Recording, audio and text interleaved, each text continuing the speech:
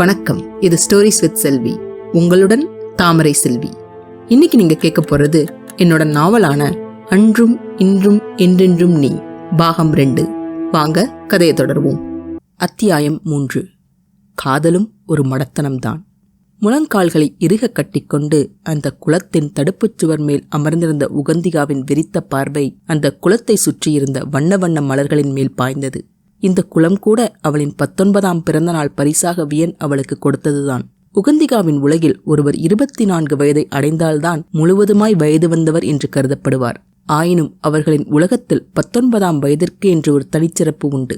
19ஆம் வயதிற்கு மேல் அவர்கள் என்ன செய்ய வேண்டுமானாலும் செய்யலாம். அரசவை மற்றும் போரில் கலந்து கொள்வதை தவிர மற்ற அனைத்து காரியங்களிலும் கலந்து கொள்வதற்கு அவர்களுக்கு முழு சுதந்திரம் உண்டு. அதற்கு மேல் அவர்கள் யாருக்கும் பதில் சொல்ல வேண்டிய அவசியமில்லை. இது பெண்களுக்கும் பொருந்தும். அவர்களின் சொந்த உலகத்தை விட்டு பிற உலகங்கள் செல்வதாக இருந்தாலும் திருமணம் செய்வதாக இருந்தாலும் யாரிடமும் அவர்கள் அனுமதி பெற வேண்டிய அவசியமும் இல்லை, கட்டாயமும் இல்லை. அவர்களை தடுப்பார் யாரும் இல்லை, கேட்பாரும் யாரும் இல்லை. உகந்திகாவின் 19ஆம் பிறந்த நாள் பிறப்பதற்கு சரியாக ஒரு நாள் முன் எங்கே அழைத்துச் செல்கிறோம் என்று கூட அவளிடம் சொல்லாமல் அவளை கூட்டிச் சென்றான் வியன். உகந்திகாவிற்கு அந்த நாளின் ஞாபகம் இன்னமும் தெளிவாக அவள் நினைவில் இருந்தது. அந்த பொல்லாத நினைவுகளிலிருந்து தப்பிப்பதற்காக கட்டிய முழங்கால்களில் தலையை பதித்து கண்களை இறுக மூடிக்கொண்டாள். ஆனால் மூடிய கண்களுக்குள்ளேயே அந்த நினைவுகள் படமாய் விரிந்தன. எங்கே கூட்டிச் செல்கிறீர்கள்? இந்த கண்கட்டையாவது அவிழ்த்து விடுங்கள், கண்டிப்பாய் நான் பார்க்க மாட்டேன் என்றாள் உகந்திகா சினுங்கியபடி. உகந்திகா! வியனின் குரல் அதிகாரமாய் அதட்டியது. ஆனால் அந்த அதிகாரத்தில் சிறிதளவு கூட கோபமில்லை. ஒரு செல்ல கண்டிப்பு மட்டும்தான் இருந்தது. அவனின் குரலில் இருந்த கண்டிப்புக்கு மாறாக அவளின் மீது பதிந்திருந்த அவனது கண்கள் மென்மையாய் அவளை வருடியது. இன்னும் சிறிது தூரம்தான், நாம் வந்துவிட்டோம் என்று அவனது வார்த்தைகள் முடிக்கும் முன்னே அதே வேளையில் அவளின் கண்கட்டையும் அவள்தான். உகந்திகாவின் கண்களுக்கு முன்னே விரிந்த அந்த பச்சை பசேல் என்ற வனமும் அதன் நடுவில் கிரீடம் போல கம்பீரமாய் அமர்ந்திருந்த குளமும் பார்க்க பார்க்க உகந்திகாவிற்கு உற்சாகம் தாங்கவில்லை. எனக்கா என்றவளின் கேள்விக்கு பதில் அவசியமே இல்லை. நிறைந்த பார்வையுடன் உகந்திகாவை நோக்கி கொஞ்சம் பொறு என்றான். என்னது என்பது போல அவனை ஏறிட்ட மறு வினாடி எங்கிருந்து வந்தது என்று தெரியாமல் சின்னஞ்சிறு மாணிக்க தேவதைகள் அவளை சூழ்ந்து மெல்லிசை பாட ஆரம்பித்தனர். வியன் துக்கத்தில் தொண்டை அடைக்கும் என்பார்கள், ஆனந்தத்தில் கூட அடைக்குமா என்ன?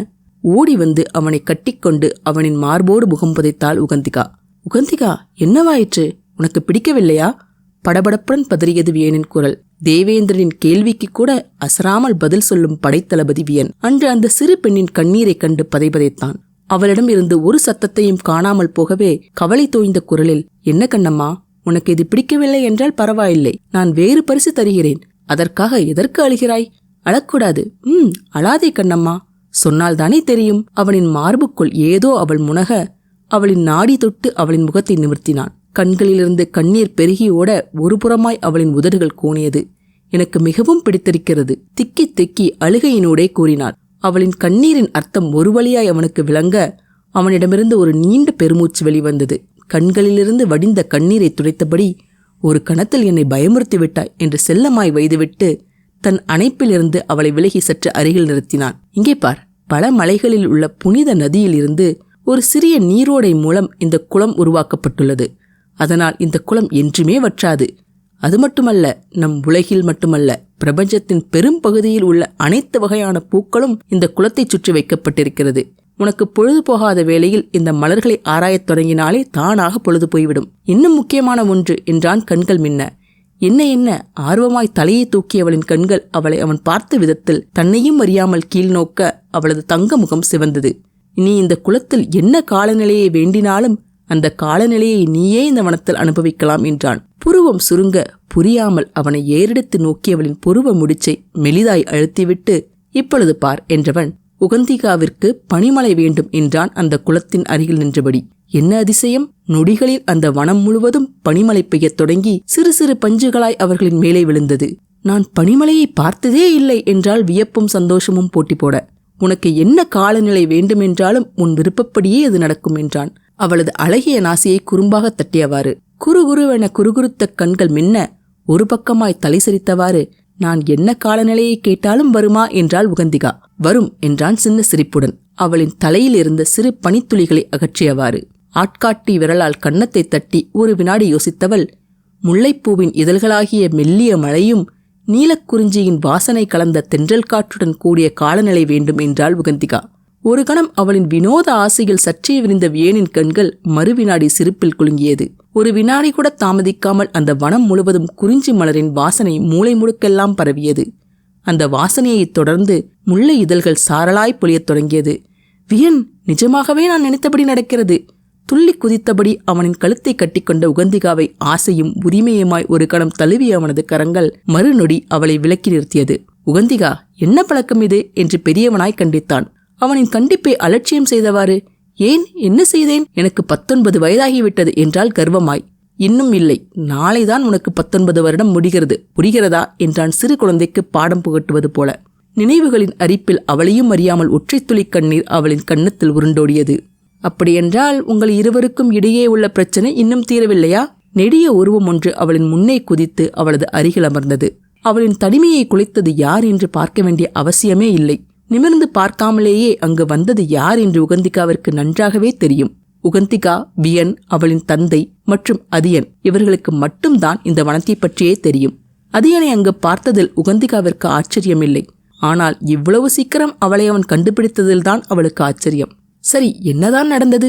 உங்கள் இருவருக்கும் மிக தேவையான தனிமையை கொடுத்த பின்னரும் சமாதானமாகவில்லையா என்றான் கரிசனத்துடன். சமாதானம் செய்வதற்கு அங்கு யாரேனும் முயன்றால்தானே? பேசுவதற்கே மனமில்லாதவரிடமிருந்து என்னவென்று எதிர்பார்ப்பது என்றால் உகந்திகா நம்பிக்கையற்ற குரலில். சரி, அவர்தான் பேசவில்லை என்றால் என்ன? நீ கேட்க வேண்டியதுதானே என்றான் சிறு எரிச்சலுடன். விசுக்கென்று அவனது கேள்வியில் நிமிர்ந்து அமர்ந்தவள் அவனை முறைத்துவிட்டு, நான் கேட்டிருக்க மாட்டேன் என்று நினைக்கிறாயா? ஒரு முறையல்ல, பல முறை கேட்டேன். ஆனால் எந்த பலனும் இல்லை. எப்படி கேட்டாலும் ஒரே பதில். என் காரணத்தை கூறுவதற்கான நேரம் இன்னும் வரவில்லை என்ற அந்த ஒரே பதிலைத்தான் திரும்ப திரும்ப என்று கூறும்போதே உகந்திகாவின் குரல் உடைந்தது. ஒருவேளை உண்மையிலேயே அவர் எதிர்பார்க்கும் நேரம் வரவில்லையோ என்னவோ என்றான் அதியன் சின்னதாய் ஆகிவிட்ட குரலில் அவளை ஓரக்கண்ணால் பார்த்தபடி. கோபத்தில் உகந்திகாவின் விழிகள் சிவந்து நாசி துடித்தது. 1 வருடமோ 2 வருடமோ அல்ல அதியா, 9 வருடங்கள். இந்த 9 வருடங்களில் ஒரு நாள் கூடவா அவர் எதிர்பார்த்த அந்த நேரம் வரவில்லை? சரி, அதையும் விடு. எப்பொழுது கூற முடியும் என்று கூட கேட்டேனே. அதற்கும் பதிலில்லாத போது நான் என்ன செய்வது என்றால் விரக்தியில் கைகளை காற்றில் வீசியபடி. இன்னும் 10 வருடத்தில் கூறுவேன் என்று சொல்லியிருந்தாலும் நான் அதை சந்தோஷமாய் ஏற்றுக்கொண்டிருப்பேன். அவர் எதிர்பார்க்கும் அந்த நேரம் எப்பொழுது வரும் என்று அவருக்கே தெரியாத போது நான் புலம்பி என்ன பயன்?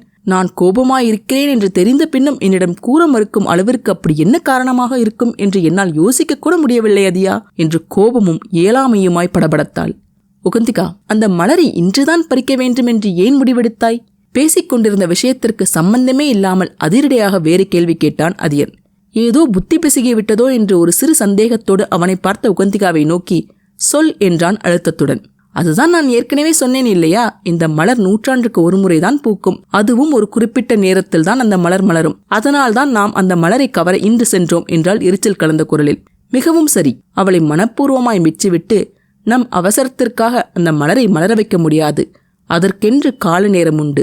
ஏன் வியனின் காரணமும் அதுபோல ஒன்றாக இருக்கக்கூடாது என்றான் ஆறுதலாக. குற்றம் சாட்டும் பாவனையுடன் அவனின் மேல் விழுந்தது உகந்திகாவின் பார்வை. இருந்த ஒரே நண்பனும் அவளுக்காக பேசாமல் போக மனது ஏனோ பாரமாய் வலித்தது. வலியை மறைத்துவிட்டு, நீ என் பக்கமா அல்லது அவரின் பக்கமா? நீ எனக்கு நண்பனா அல்லது அவருக்கு நண்பனா? ஒரு நொடி தயக்கமும் இன்றி, கண்டிப்பாய் உன் பக்கம் மட்டும்தான், சந்தேகமே வேண்டாம், உன்னுடைய நண்பன்தான் என்றான் கோஷமிட்டவாறு. அவனது நாடகபாணியை பார்த்த உகந்திகாவின் முகத்தில் வெகு நேரத்திற்கு பின் மெலிதாய் ஒரு முறுவல் படர்ந்தது. பின் ஏன் அவருக்கு சாதகமாய் பேசுகிறாய்? நான் எங்கு அவருக்கு சாதகமாக பேசினேன்? என் கவலை உன்னை பற்றியதுதான், உன்னை பற்றியது மட்டும்தான். வியன் மேல் எனக்கு மதிப்பும் மரியாதையும் நிறையவே இருக்கிறது. ஆனால் என் கவலை, அக்கறை அனைத்தும் உன்மேல்தான். வியனின் திடீர் விலகல், அதற்கான காரணம் தெரியாமல் நீ படும் பாடு நான் அறியாததல்ல. ஒருவேளை நான் கூறும் காரணத்தினால் அந்த கவலையும் கோபமும் தீர்ந்தால் நீ வருத்தப்பட மாட்டாய் அல்லவா?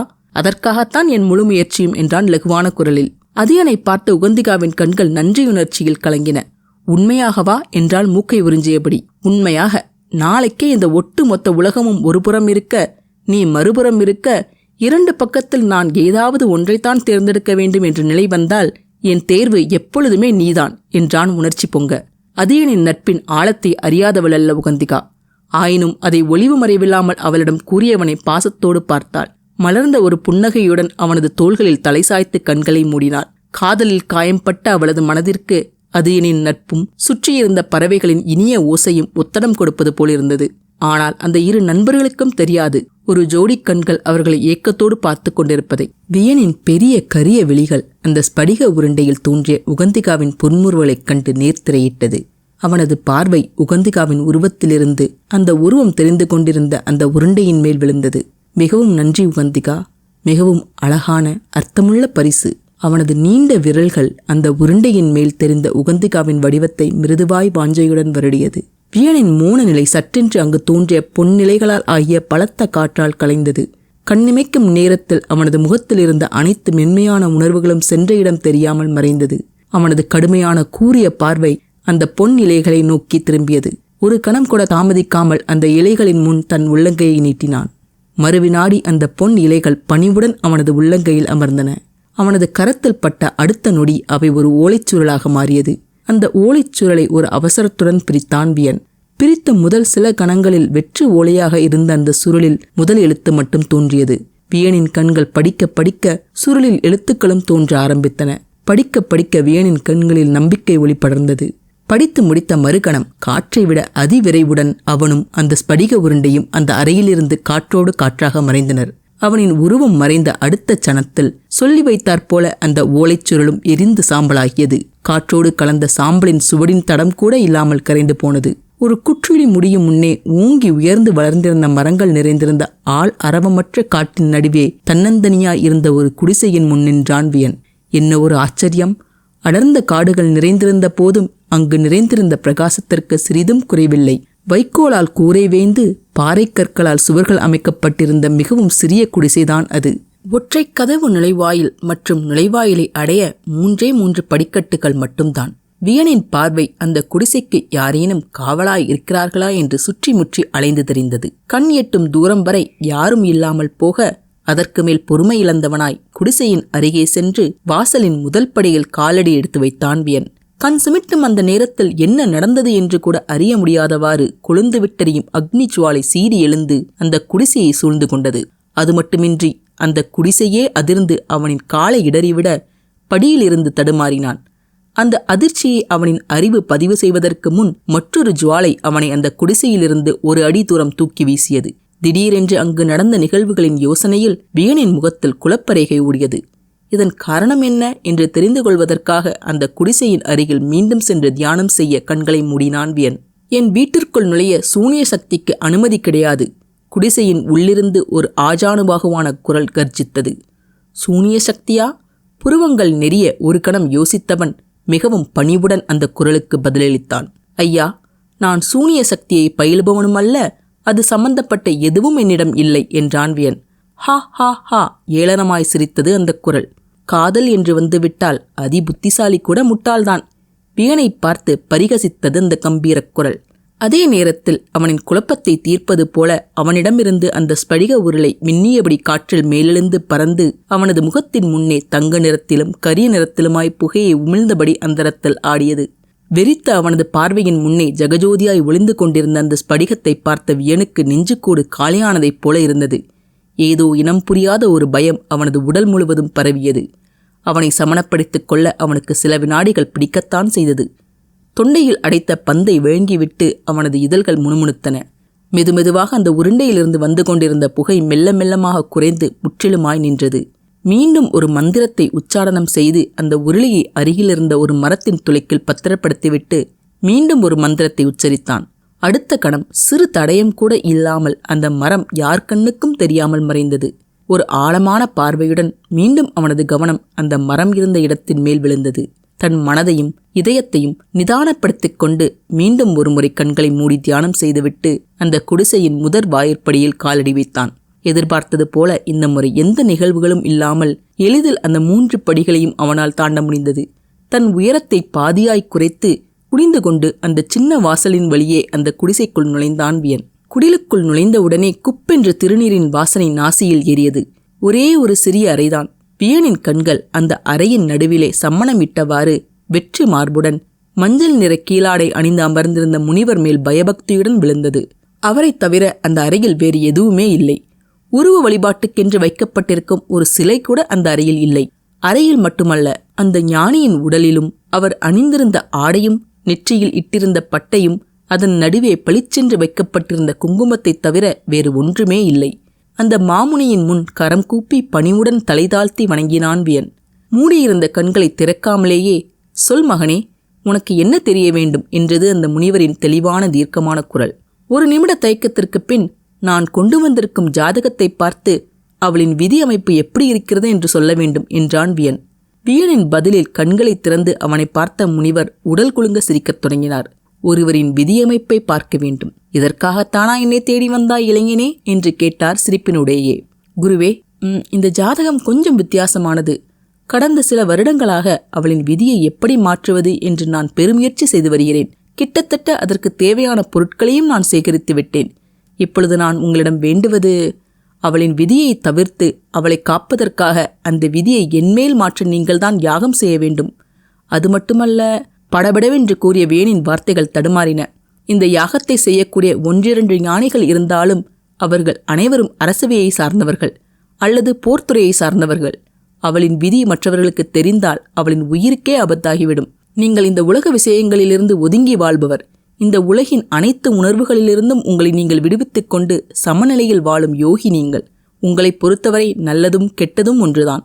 அதனால்தான் குருவே நான் உங்களை தேடி வந்திருக்கிறேன். யாருக்காகவும் அஞ்சாத அடங்காத அவனது குரல் அந்த முனிவரிடம் மன்றாடியது. அவன் கூறியது அனைத்தையும் சிரிப்பினுடைய கேட்டுக்கொண்டிருந்த அந்த யோகியின் சிரிப்பு மறைந்து நிச்சலனமில்லாத ஒரு அமைதி பரவியது. அப்படியென்றால் நீ அவளை கெட்டவள் என்று நினைக்கிறாயா? அப்படி நினைப்பதென்றால் அவளின் தந்தையின் ஆணைப்படி அவளை கொன்றுவிட வேண்டியதுதானே என்றார் அமைதியாக. அவரின் வார்த்தைகளை கேட்ட வியனுக்கு உடல் பதறியது. முக்காலம் உணர்ந்த ஞானி அல்லவா, அவரிடமிருந்து அவனால் எதை மறைக்க முடியும்? உகந்திகாவின் நினைவில் அவனது குரல் கம்மியது. தொண்டையை செருமிவிட்டு, குருவே, அவளை நான் என்றுமே கெட்டவள் என்று நினைத்ததில்லை, நினைக்கப் போவதும் இல்லை. ஒரு கணம் நிதானித்துவிட்டு மீண்டும் தொடர்ந்தான். தொடர்ந்தவனின் கண்கள் அவளின் நினைவில் கனிந்தன. கொஞ்சம் குறும்புத்தனம் அதிகம்தான், கொஞ்சம் அவசரத்தனமும் உண்டுதான், கொஞ்சம் பிடிவாதம், கொஞ்சம் முன்கோபம். ஆனால் அவளின் உள்ளம் அந்த பாலைவிட வெண்மையானது. அடுத்தவரின் வேதனை கண்டு இறங்கும் இரக்கம் அவளுக்கு நிறையவே உண்டு. அதனால் யோசிக்காமல் சில விஷயங்கள் செய்தாலும், அவள் செய்யும் முறை மற்றவர்களால் ஒப்புக்கொள்ள முடியாவிட்டாலும் அவளது உள்நோக்கம் உயர்வானது. ஆனால் அதுவரை கனவு காண்பவன் போல பேசியவனின் குரல் கனத்தது. எல்லாரும் அப்படி அவளை நினைக்க மாட்டார்கள் அல்லவா? தான் நினைத்தது சரிதான் என்று நினைப்பவர்களால் அவளுக்கு ஏதேனும் ஆபத்து வந்துவிட்டால்? சொல்லும் போதே வேணின் உள்ளம் நடுங்கியது. விதி வலியதுதான், ஆனால் ஒருவரின் மன உறுதியையும் மனசாட்சியையும் விட விதி வலிமையானது என்பதை என்னால் ஏற்றுக்கொள்ள முடியாது. நம் மனம் உறுதியாக இருந்தால் கண்டிப்பாக அந்த விதியை கூட நம்மால் திருத்தி எழுத முடியும் என்றான், கண்களில் நம்பிக்கையும் தீவிரமும் மின்ன. அவனின் உணர்ச்சி போராட்டத்தை கண்ட அந்த யோகியின் முகத்தில் புன்முறுவல் பூத்தது. மகனே, எது நடக்க வேண்டுமோ அது நடந்தே தீரும். எது நடக்கிறதோ அது நன்மைக்காகவே நடக்கிறது. உன்னவளின் விதி மோசமானது என்று ஏன் நீயும் உன் ஆசானும் நினைக்கிறீர்கள்? சதா சர்வகாலமும் நான் வழிபடும் அந்த பரமனை அழிப்பவன்தானே. அழிப்பது தீயது என்று பொருள் அல்ல. அவரின் வார்த்தைகள் ஒவ்வொன்றும் தெள்ளத்தெளிவாக வந்து விழுந்தன. நம்பிக்கையிலும் ஆசையிலும் வேணின் கண்கள் மின்ன. நாங்கள் அவளது ஜாதகத்தை கணித்தபோது அவளால் இந்த உலகமே அழியும் என்று வந்ததே, அப்படியென்றால் அது பொய்யா? முகத்தில் எந்த மாற்றமும் இல்லாமல் மெல்லிய புன்னகையுடன், அது அவள் எடுக்க வேண்டிய முடிவு என்றார் அமைதியாக பற்றற்ற குரலில். அவரின் வார்த்தைகளில் முகத்தில் அறை விழுந்தது போல தள்ளாடினான் வியன். சன நேரத்தில் தோன்றி மறைந்த நம்பிக்கை ஒளி வேதனையை பல மடங்காய் தூக்கி காட்ட, நம்பிக்கையின்மை அவனது இதயத்தில் ஈட்டி போல் பாய்ந்தது. தன்னை ஆக்கிரமித்த தோற்றுப்போன உணர்வை உதறிவிட்டு, ஐயா, இந்த சிக்கலுக்கு தீர்வை தேடி நான் அலைந்த சமயத்தில் சில அரிய பொருட்களின் உதவியுடன் விதியை தவிர்க்கலாம் என்று சில ஜோதிட சாத்திரங்களில் குறிப்பிட்டுள்ளதை கண்டுபிடித்தேன். குருவே, நாம் ஏன் அந்த முறையில் அவளது விதியை மாற்றக்கூடாது என்றான். ஒரு மெல்லிய தலையசைப்புடன், யாராலும் விதியை தவிர்க்க முடியாது. ஆனால் யாகங்கள், உலகு சார்ந்த பொருட்கள், மன உறுதியை பயன்படுத்தி அவளின் விதியை இன்னொருவருக்கு மாற்றலாம். ஆனால் ஒன்றை ஞாபகம் வைத்துக்கொள், இருவர், அதாவது விதியை கொடுப்பவரும் ஏற்பவரும் இருவருமே இதற்கு இசைந்தால் மட்டுமே இது பலிக்கும் என்றார். அப்படியென்றால் வியனின் முகம் சந்தோஷத்தில் பூரிக்க, அவளின் விதியை நான் எடுத்துக்கொள்வது சாத்தியம்தானே? தாங்க முடியாத ஆனந்தத்தில் விழிநீர் முட்டிக்கொண்டு நின்றது வியனுக்கு. கண்கள் மினுமினுக்க அவன் கேட்ட விதம் கேள்வி என்பதை விட அவரிடம் இருந்து அவன் எதிர்பார்க்கும் ஒரு வரமாகவே அவனது வார்த்தைகள் வந்து விழுந்தன. மகனே, நல்லது செய்கிறோம் என்று நாம் செய்வது பல சமயங்களில் நன்மையை விட தீமையையே விளைவிக்கும். இயற்கைக்கு எதிராக நாம் செய்யும் செயல் அதிக குழப்பத்தையும் அழிவையும் விளைவிக்கும். சாந்தம் நிறைந்த அவரது குரல் எச்சரித்தது. குருவே, அதை பற்றி எனக்கு கவலை இல்லை. இதனால் வரும் எந்த கஷ்டத்தையும் சோதனையையும் சந்திக்க நான் தயாராக இருக்கிறேன். அவளை எந்த ஆபத்தும் நெருங்கக்கூடாது. அது மட்டும்தான் என் கவலை. மற்ற எதுவானாலும் என்னால் தாங்கிக் கொள்ள முடியும், ஏற்றுக்கொள்ள முடியும் என்றான் வியன் பிடிவாதமான குரலில். சரி, இதுதான் உன் முடிவு என்றால் நான் உனக்கு உதவுகிறேன். இந்த காரியத்தில் நான் ஒரு கருவிதான். இந்த யோகமோ அதனால் நடக்கப் போவதோ என்னை சாராது என்றார் உணர்ச்சிகளற்ற குரலில். மிக்க நன்றி குருவே. நான் யாகத்திற்கு தேவையான ஏற்பாடுகளை செய்துவிட்டு உங்களுக்கு விவரம் தெரிவிக்கிறேன் என்றான் நன்றி ததும்பிய குரலில். மற்றொரு முக்கியமான விஷயம், இந்த யாகத்திற்கு அவளின் சம்மதம் மிக முக்கியம். அவளின் விதியை உனக்கு தாரை வார்த்து கொடுக்க அவள் மறுத்துவிட்டால் எந்த யாகமும் பலிக்காது. நினைவில் கொள் என்றவர் கண்களை மூடிக்கொண்டு, நீ வந்த வேலை முடிந்துவிட்டதென்றால் நீ போகலாம் என்றார் விடை கொடுப்பதைப் போல. மீண்டும் ஒருமுறை கரம் குவித்து அவருக்கு மனதார நன்றி சொல்லிவிட்டு அந்த இடத்தை விட்டு வெளியேறினான் வியன். வியனின் நாடி நரம்பு அனைத்திலும் சந்தோஷ வெள்ளம் கரைபுரண்டு ஓடியது. அவனின் ஒவ்வொரு அணுவும் உகந்திகாவை பார்த்து அவளை இறுக அணைத்துக் கொள்ள துடித்தது. நான் கூறியது போல உன்னிடமே வந்துவிட்டேன் என்று கதற வேண்டும் போல இருந்தது.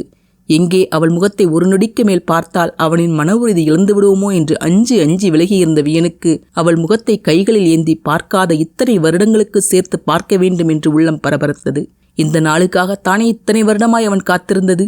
அவனது உடலும் உள்ளமும் உயிரும் கோபமும் நிராசையுமாய் அவனுக்காக காத்திருந்த அவளை பார்க்க வேண்டும் என்று உந்திய போதும் அவனது கடமையும் பொறுப்பும் அவனது கைகளை கட்டிப்போட்டது. கடமையின் பெயரில் அவன் முதலில் சந்திக்க சென்றது அவனின் ஆசான், உகந்திகாவின் தந்தை சுக்கிரன். கதைக்கு அப்பால் மௌனம். நம்மளோட மௌனத்தை தவறா புரிஞ்ச தருணங்கள் எத்தனையோ இருக்கும். நம்மளோட மௌனம் நமக்கு மகிழ்ச்சியை கொடுத்ததை விட வலியை கொடுத்த தருணங்கள் தான் அதிகமாக இருக்கும். நம்மளோட மௌனத்துக்கு திமிர், அகங்காரம்னு இந்த உலகம் பெயர் வச்ச தருணங்கள் பல இருக்கும். ஆனாலும் இந்த மௌனத்தை நான் கைவிட போகிறதில்ல. ஏன் தெரியுமா? என்னோட மௌனத்துக்கு பின்னால் இருக்கிற வலியை, அன்பை புரியாதவங்க கிட்ட இருந்து என்னை காக்கிற ஒரு கேடயம்தான் இந்த மௌனம். உங்களோட மௌனத்தையும் உங்களோட உறவுகளோ நட்புகளோ தவறாக புரிஞ்ச தருணங்கள் உண்டா? அப்படி இருந்தால் மனம் தளராதீங்க. உங்கள் மௌனத்தை உங்க புரிஞ்சுக்கிற காலம் கண்டிப்பாக வரும். இந்த பதிவு உங்களுக்கு பிடிச்சிருந்ததுன்னா மறக்காம லைக் பண்ணுங்க, ஷேர் பண்ணுங்க, சப்ஸ்கிரைப் பண்ணுங்க. என்னோட பதிவுகளை உடனுக்குடனே தெரிஞ்சுக்கிறதுக்காக பெல் பட்டனையும் கிளிக் பண்ணுங்க. மீண்டும் அடுத்த அத்தியாயத்தில் சந்திப்போம். நன்றி, வணக்கம்.